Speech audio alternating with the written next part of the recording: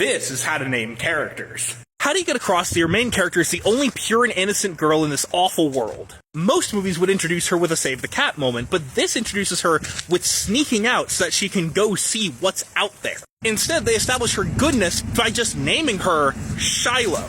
Which sure, makes her sound shy and low and timid and small, and also, it's a religious name. It's from the Bible, and many baby naming websites will tell you that it means something along the lines of peace or God's gift. On the other hand, we need to get across this sense that the villain is basically this Italian mob boss who acts as a cancer upon the planet, slowly spreading across everything he touches and destroying everything in his wake, while also he himself is slowly rotting to a corpse from within.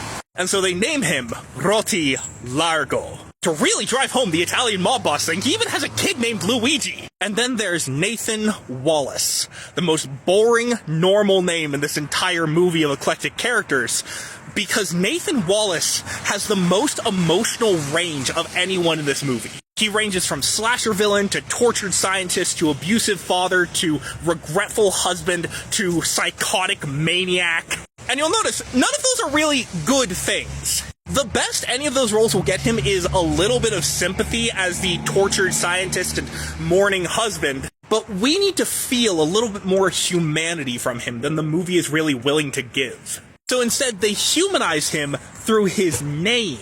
And then there are the characters who chose names for themselves. Blind Mag probably chose her stage name before she got her eyesight, but the fact that she kept with that stage name tells us that she doesn't define herself by her eyesight like Jinko does. She defines herself by her blindness, which gives us this sense that she would absolutely be willing to lose her eyes for the sake of freedom, individuality, and self-expression.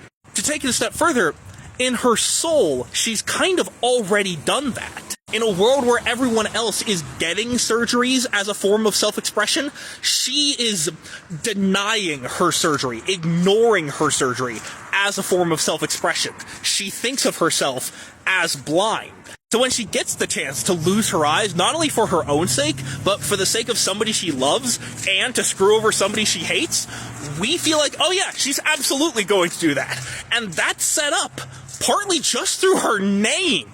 And Amber Sweet is introduced alongside the rest of her family. We get this Roti Largo and his sons Luigi Largo and Parvi Largo and his daughter Amber Sweet.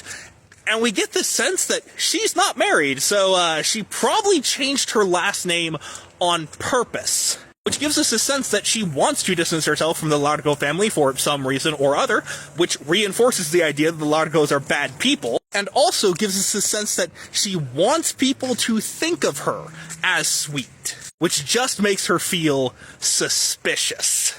Even the characters who don't get names still get names in a way that really tells a lot about who they are, or at least who everyone thinks of them as. Like Grave Robber. The fact that he doesn't get a name and is just the Grave Robber gives us a sense that no one really thinks of him as an individual with thoughts and feelings and ideas and reasons for doing what he does. They just think of him as the Grave Robber. And as far as anyone is concerned, that is all he needs to be. Now, none of this is necessarily conscious. It's just the vibes we pick up by the names and how those names are introduced. Follow for more film talk.